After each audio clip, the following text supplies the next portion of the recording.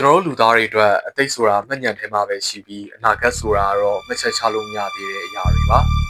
ဒါပေမဲ့ခွေးတစ်ကောင်ရဲ့နှာခေါင်းထဲမှာတော့အသိသစ္စုပ္ပန်အနာဂတ်ဟာတစ်ပြိုင်နက်တည်းတည်ရှိနေပါတယ်ကျွန်တော်တို့ရှေးရခံခွေးတွေကိုလေ့လာကြည့်တဲ့အခါအံ့ဩစရာတစ်ချက်တွေ့ရပါတယ်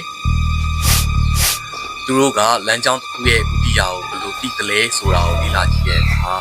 သူတို့ကအနံ့ရဲ့အနေအမြင့်ခွာခြားမှု sense gradient ကိုဖေးချမ်းစစ်ကြတာပါ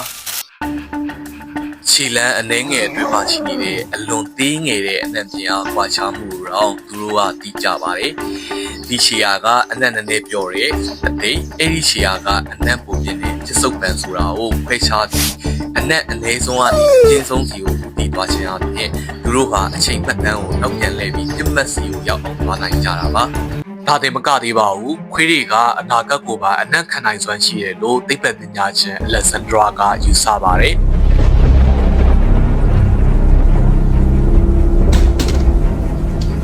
ဒါကအကြမြင်ရတာလုံးဝမဟုတ်ပဲလေစီကျောင်းတွေကအရာဝတ္ထုတွေလူတွေစီကအနှံ့တွေကိုသူတို့ကိုယ်တိုင်မရောက်လာခင်ကလေးကကြိုတင်တည်ဆောင်လာတာပါ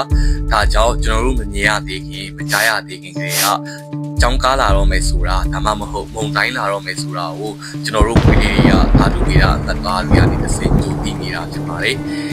သူတို့အတွက်တော့ရှင်းကပ်လာတဲ့အနံ့ပြင်အားကကြာမီဖြစ်လာတော့မယ်အနာဂတ်ပါပဲ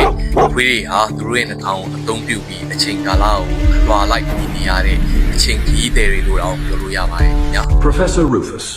what do you fear most? I do not fear the cage. I fear the day I find it comfortable.